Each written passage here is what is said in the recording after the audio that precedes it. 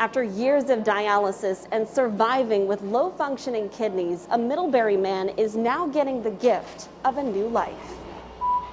In this Yale operating room, doctors are working on bettering the life of a Connecticut man named Dave. Yeah, looks beautiful. Okay, got a kidney. In the room next to him is Deb. The two, once acquaintances in their hometown on Long Island, are now forever family. And it's 2 interlocking kidneys.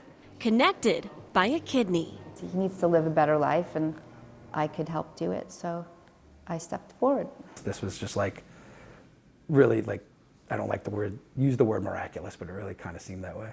Before Dave reconnected with Deb, he suffered from chronic kidney disease for more than a decade. He was on dialysis, with his kidneys operating at anywhere from 7 to 9%. The teacher, father, and husband needed a donor, and the waiting list for his blood type was long. You control what you can control, and if I can't control it, I try not to sweat it too much. But as he hooked up to his machine every night, he wanted better for himself and his family. I think about my kid a lot. I'm like, I don't want her to be in her early 20s mourning her dad. You know, that seems a little too young to have your dad pass away. So it's like now she'll be in her 30s or her 40s, maybe even, hopefully. And yeah, that seems a lot better. Better because of what happened in August of 2023 when Dave and Deb met up with some old friends at a Metallica concert. The two hadn't seen each other since the 80s. And it was cool. We hung out for a couple hours, and then, you know, she went her way and I went mine and to see the show. I thought that was it. Until a few days later when he got a call from a mutual friend.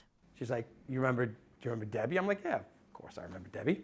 It's like, oh, I'm friends with her, and I told her about your situation. She wants to help. I'm like, out of the blue. Like, it could not have been, like, what? As soon as she told me that he was on dialysis, I said, why? And she said, well, he needs a kidney. And I said, well, what blood type is he? From there, it was full steam ahead. Deb was traveling back and forth from Long Island, doing dozens of tests, which ultimately declared she's a match. I have this extra organ that I don't need to live a beautiful, happy life myself and be completely healthy. I don't have to change anything about my lifestyle at all. And he gets to just have a nice life with my spare part. Like, that's so cool. A spare part many doctors wish they could give to all their patients who need it.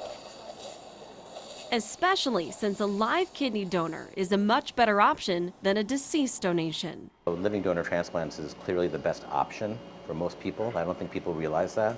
The kidneys, they get transplanted faster, the kidneys last longer, and overall the outcomes are better. And Dr. Sanjay Kulkarni says for the donor, the recovery is quicker than many think. We feel like it's just a lack of public awareness. I mean, kidney donation is very, very safe. He says most people can go on to live a normal, healthy life. Of course, forever changed by the gift of life, bringing a new perspective in a sometimes cynical world. Not to sound, you know, corny about it, but like someone like Deb's comes along who like is getting nothing from this, nothing. And she's willing to do this for me. It's inspiring. There's really no other way to say it. A gift Dave says he'll spend the rest of his time trying to repay. You want to know how? How? By living a long, good life. And that's what I'm going to do. And though this ends a tour of their own. I just made him a shirt that says, Metal Etiquette 101. When someone falls in the pit, you pick them up. And so I'm picking them up. Deb and Dave hope it inspires others to follow suit. You know, it's not something you think about every day, right? Like in general, you ask people at organ donation, like, yeah, it's a good idea. But when you have a failing organ, it's the most important thing in the world to you. If one person goes out and does it, that's one more person that could live a long, long, happy life. Looks really nice. Now, if you or someone you know is interested in becoming an organ donor, we'll have all the information on fox61.com. We're at Yale New Haven Hospital. Julia LeBlanc, Fox 61, Connecticut's news station.